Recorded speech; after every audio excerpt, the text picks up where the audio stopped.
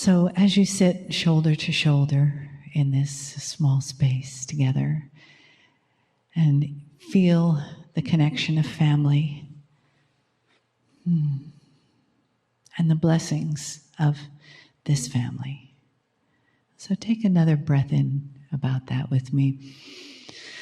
And isn't that nice? And what a beautiful opportunity to sit shoulder to shoulder and heart to heart, to all together have our feet planted on our beautiful Gaia in this magical place, in the crystal beds and the water of Berkeley Springs, and the heart and the soul of this land and the people here, and the energy that brought us all together today.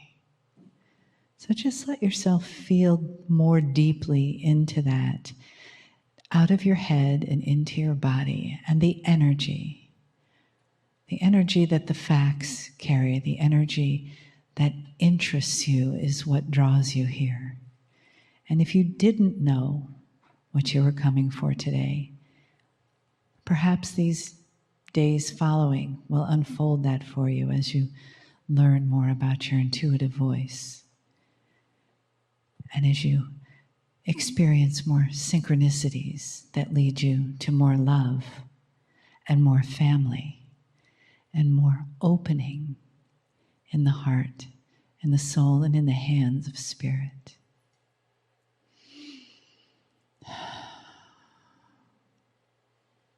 So as we welcome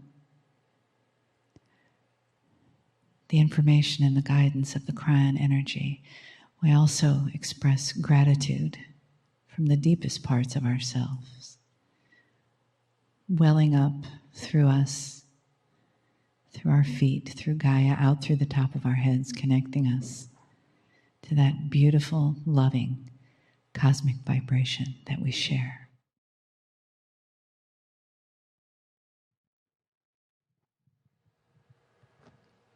Greetings, dear ones. I'm Kryon of Magnetic Service.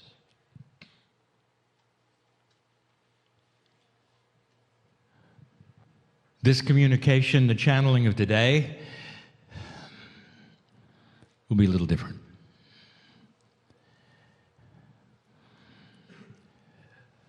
The difference is that you need to hear an overview. I'm going to call it the overview of the future, and yet the very term future is elusive. It's not about the future that is immediate, it's about the future of the planet. This is the kind of channel that my partner has trouble with, because the things that are delivered outside of the purview of his three-dimensional brain. He receives these kinds of messages sometimes in duplicate and triplicate. At the same time he's talking to you, he gets other messages so he can enhance it. This is the best we can do to give a multi-dimensional message to a three-dimensional brain. And so he struggles sometimes. And if it takes place, he'll simply back up and give it again. It's the kind of message that you wish to review and listen to again. It's the kind of message that you might put in a time capsule. The kind that is a human time capsule, so that you might open it and understand it more fully when things have changed. It's not going to be a long channel, but it's going to be one filled with information of the kind that we not necessarily have given before. Pieces and parts of it have been alluded to. We want to paint a picture of a bigger picture. My partner talks about the shift, I talk about the shift. My partner is giving lectures on what is next, but his lectures are the pablum to what is next. But he gives it to a humanity that goes step by step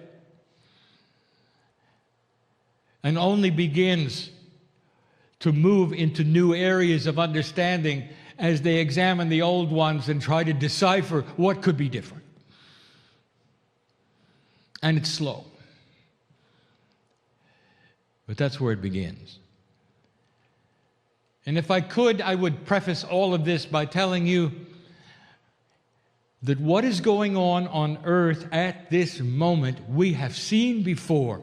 Dear ones, if you could compare the galaxy and all of the planets that have gone through this before as a school, this would be the graduation of the first step.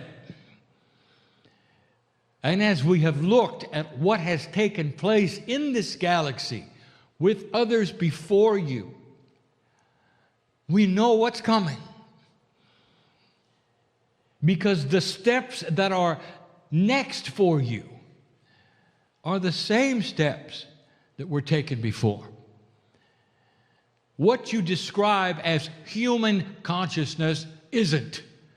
It's consciousness. It only belongs to the human because you're human.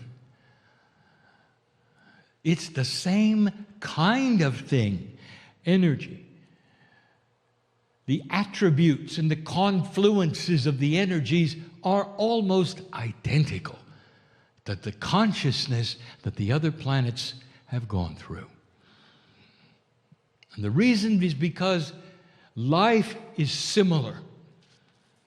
Some almost identical from planet to planet to planet, because the galaxy is made up of fractals. From the smallest to the largest, you're going to see repetitive parts of the same thing. It's a beautiful system.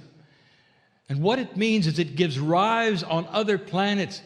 One, perhaps right now, that's just getting life, the building blocks of DNA, getting ready to be seeded by you in the future. DNA.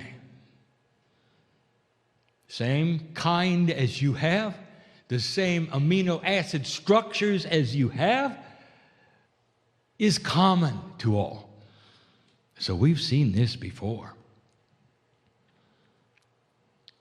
You're a young civilization, dear one, so young it's hard to even give you a perspective of how young. Your civilization hasn't even been around the galaxy one time yet. Hardly. The almost 200 million years that it takes to go around one time, one rev. There are societies and civilizations that have been around 3 revs. The Pleiadians have a rev. To tell you how old some life is in this galaxy, way before you. Some of them visit you. None of them are able to influence you to the degree that you can influence yourselves. Galaxy teems with life, and you're well hidden, by the way.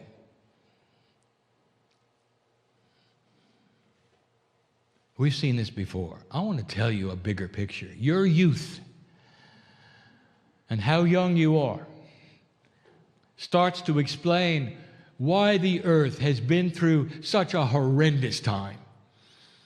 Civilization looks ugly to you.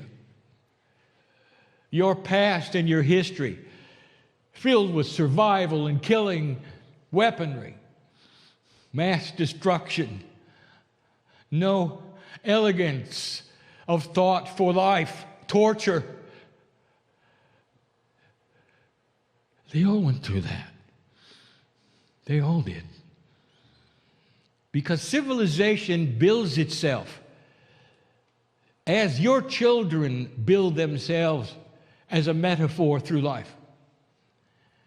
There comes a time, and we've said it before, where a child becomes self-aware and the ego takes over and all they think of is themselves and survival. On the playground at school, some of them become bullies. just to survive. Some of them never get over it. And they're bullies as adults because they never moved into the elegance of the wisdom that you have. As you grow up, there becomes a knowledge and a wisdom that occurs to you that there's a better way to solve problems through listening and cooperation. You have to survive. But the children don't know that. And they will flail, and generation after generation, you bring up children, and they'll do the same thing, and they'll go through the terrible twos and the thrashing threes and the teenage years, and it's over, and hopefully they'll grow up. And if I could be so simplistic to apply this to human civilization, let me do it. You're still on the playground. You're still pushing each other around. You're still getting reactions. You're still in survival. Until about 20 years ago, 30 years ago, even 50, where it started to shift just a little. We have told you over and over, I'm not going to visit it again, what the timetable was, what the calendar said, why I'm here. No, I want to go further than that in this particular channel. I want to talk to you about energy not seen. We're going to talk about this in two places in this channel, and this is the first. Energy not seen.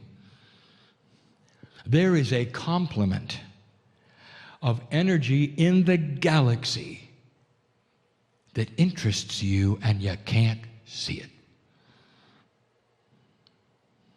But you want to. Because it touches you in ways that are fascinating. This unseen energy is responsible for what the New Agers sense first. You're able to pick up energy in someone's aura somehow, some way. A medical intuitive can actually feel what is wrong. The aura broadcasts sickness, health, joy. What is that? Wouldn't you like to bottle it and take it home and analyze it, and you can't?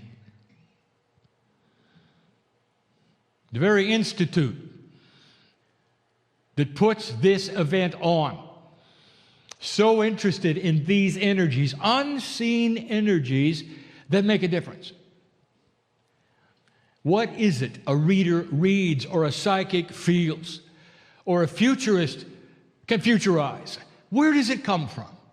Why is it so elusive? And I'm going to tell you in just a moment a little bit more about this. For it's the key to the future. A child would not know about the elegance of wisdom, how to put things together instead of tearing them apart. A child who is ego-driven, who is only waking up to being self-aware, is only going to do what the child does. The only equipment the child has in its very elementary way is going to lash out in certain ways and do certain things. And if you gave them a plate of wisdom, they'd look at it and they'd have no idea what it was and throw it away. This is all about to change. Because this unseen energy has attributes you don't know anything about, and you're discovering. First of all, everything about this unseen energy, which we call the quantum consciousness of humanity, is starting to enhance itself so that it'll be a little more obvious. If I took you to another civilization, like the Pleiadian, like the Orion, the Arcturian, if I took you to any of those, you would not recognize anything. First of all, they don't have technology. How about that? Because physical things that do things, they threw away long ago when they realized that the physics of human consciousness could do everything they ever wanted. That's where it's going. And you still wonder what it is. Truly, what is this? How does it work? Is it quantitative? If you have more of it, does it do more things? And the answer is no. Now, we have given you some hints about it. Human consciousness has no succinct definition I could give you that would make any sense at all.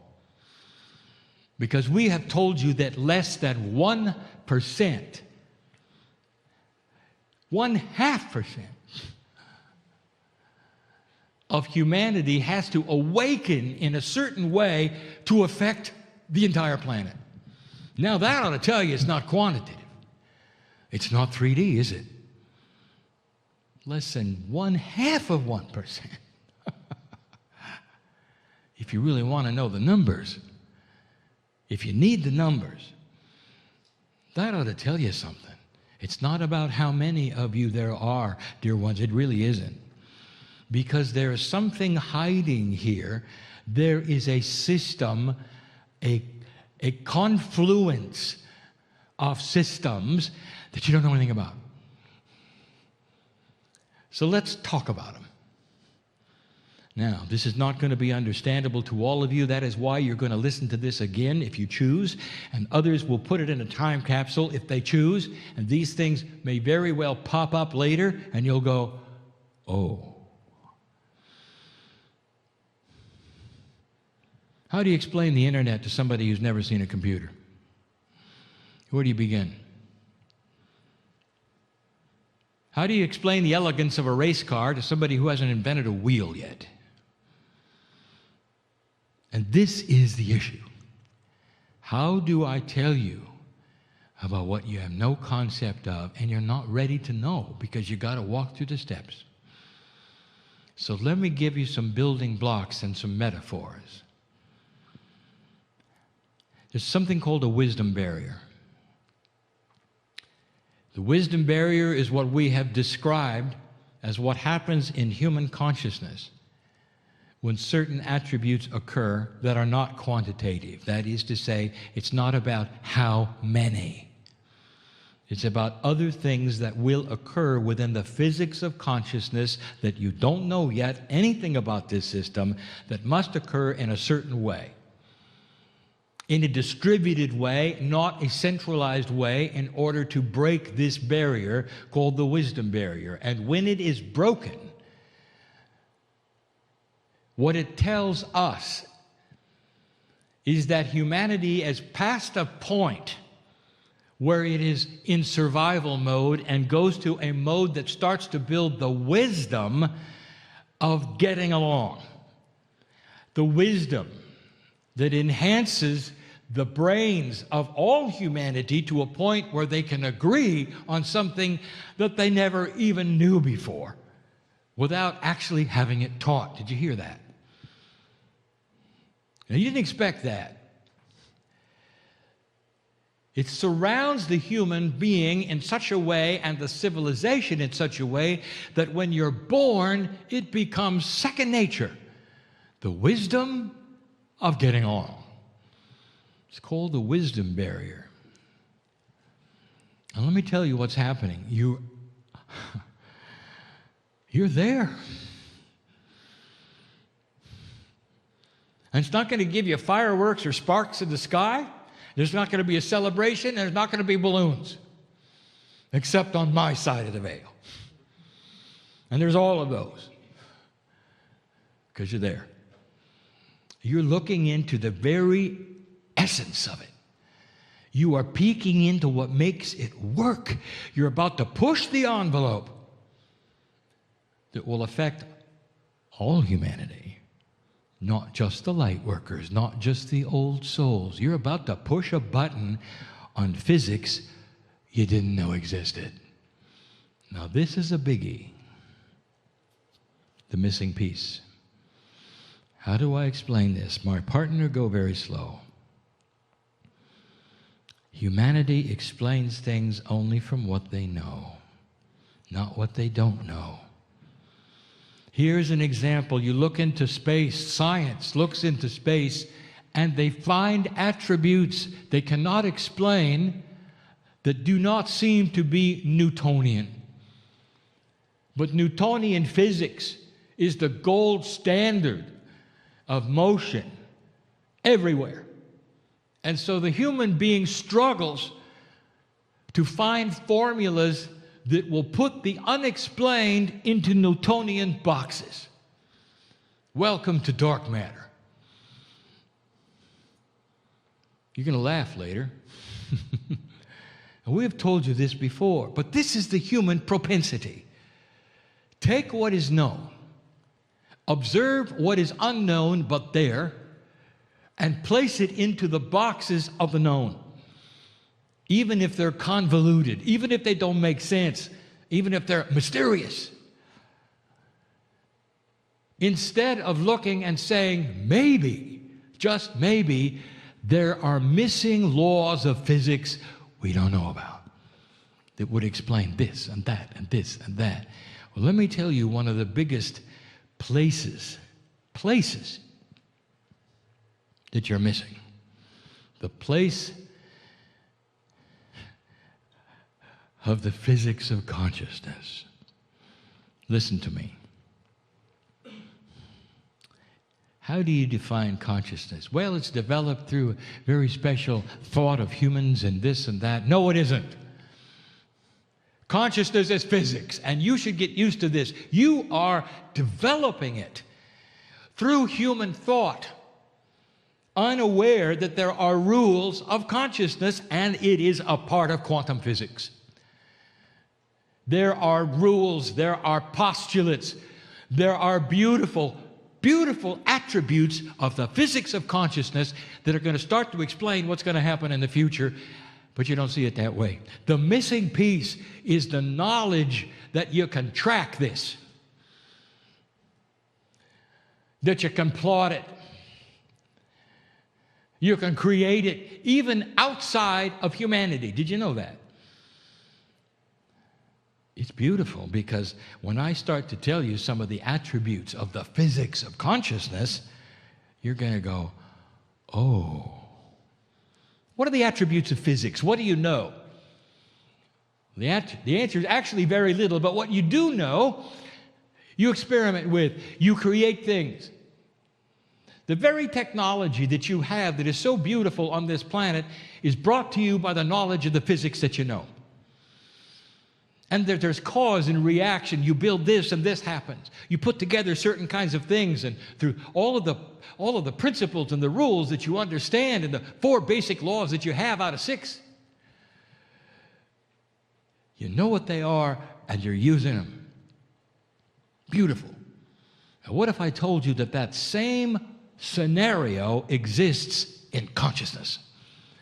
There are laws of consciousness that are just like the laws of physics, in that there's causal, there's effect.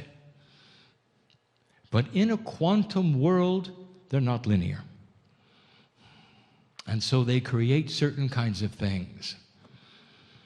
The physics of consciousness, being quantum and not linear, creates attributes that are going to create the future of this planet. And now, my partner, it gets hard. Because I'm showing my partner things right now, and he can't verbalize this.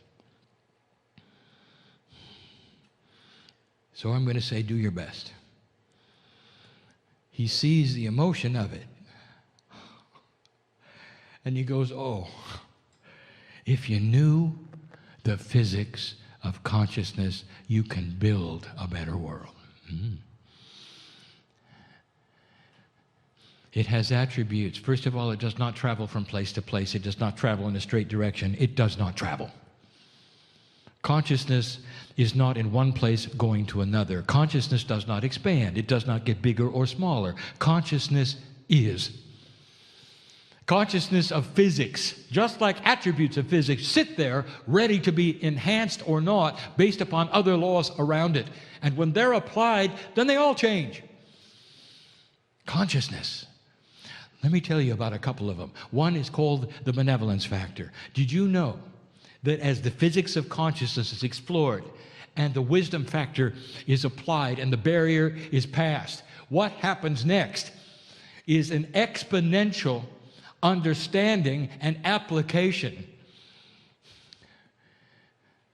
of the rules of consciousness that create a factor which generates benevolent action. Oh, that's convoluted, my partner. Can you say that better?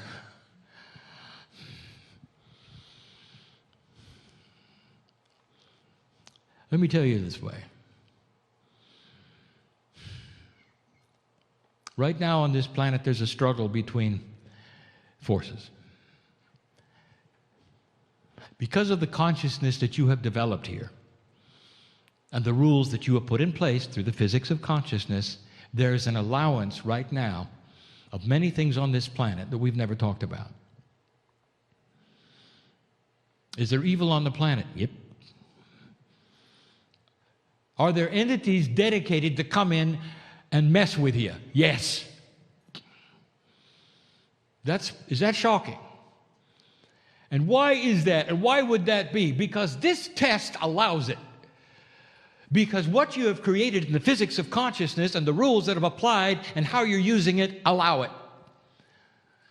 But the next step past the wisdom barrier enhances those very patterns of consciousness that you're going to discover as part of physics that close the door. Did you get that? When the rules of physics are applied in certain situations, you can control what happens. It's the same in consciousness. When you reach a point of understanding the physics of consciousness, how it works, the mechanics of it, the distribution of it. Listen, I'm giving my partner something and he's going to say it, and it's not going to make sense to anything. The spiral delivery of it. Now that's going to make sense to somebody. You shut the door. And the things that have visited this planet can't anymore. And those places of darkness that would want to come in and play with your consciousness because it's at the teenage level of physics can't get in. That's the best explanation we have for what is going to happen in the future. And the Pleiadians are jumping up and down because they know what happened. It's almost an exponential evolution if you want it to be. One thing leads to another. It builds on itself. You don't have to start all over every single time you're born, like my partner described today. You come in with the factors that you learned before and build upon them. If I could use a term, born wise, I would. And it's going to change everything. And then when the physics is revealed, you'll understand why there are machines that can work with consciousness. But you're not going to need them. Not long. How many generations are required, Kryon? I'm not going to tell you. I'm not going to tell you. The reason is I don't want to give you a setup that'll spoil the party. Because every single planet has had its own time cycle of the delivery of this through their own free choice. How does it work? How fast does it work? When will it start? It's already started. You are at the wisdom barrier. Once you are at the wisdom barrier, I would like to tell you that the track record of all the planets who have reached the wisdom barrier are the same. They all move forward, every single one. You threw a switch, and no amount of dark energy can stop it. Oh, it'll try. I've told you that before. Humans invested in old ways, like the kids on the playground who don't want to grow up. They'll flail. They'll bully until their last breath. But they will awaken in a world, and they haven't got a chance to do it again. And this is what we're talking about. the benevolent factor, the wisdom barrier, these things start to work in the laws of the consciousness of physics in ways that you will indeed figure out, creating increased DNA percentage activation, creating a generation after generation, eventually, I won't tell you how long, of a human being who can create things out of nothing, who have control over physics, which is a lower kind of physics. The highest kind of physics is consciousness. And consciousness physics can control 3D physics any day. I'll wrap this up by telling you all of you are going to be there to see it. All of you. Every single one. Because that is the plan, old soul. You come back and you enter a world that you always wished you could have. Peace on earth? Oh, that's easy. That's the beginning. That's planting the seeds. That's a given. Look at your news. It's not gonna look like it, is it? That's just today. Peace on earth. That's not the goal. Hardly. That's just a given. When you grow up and you're an adult, you stop throwing stones at each other on the playground. You stop. You have a more elegant idea. That's peace on earth. That's the beginning, the very beginning. And then it gets good. This is what we see. I've never said these things in this way. I wanted you to hear the full story. What would happen to a civilization that could create anything it wanted physically, was never hungry, who could live as long as they wanted to, could put themselves in a quantum state if they wanted to, who had different sets of ideas of the way things should work, who had no central control? Did you hear that? Have you ever heard of a managerless corporation? It's like that. And you would say, oh, that can't work. Oh, yes, it can. That's what you're headed for. Government decentralized to where there is none. There will be no such thing as world government, dear ones. Instead, there will be world consciousness agreement. You'll know better. How about that? What happens to a group of adults who go to a party for the first time and they've never met each other? What do? Throw rocks at each other? No, there's a consciousness of the party. They get together. They talk to each other. They have fun. What about a planet that had just that? They're born into a situation where they know better. That's the wisdom factor. That's the barrier you're crossing. It allows you to throw away any other system you ever thought you needed, especially the ones that organize you into groups to do things.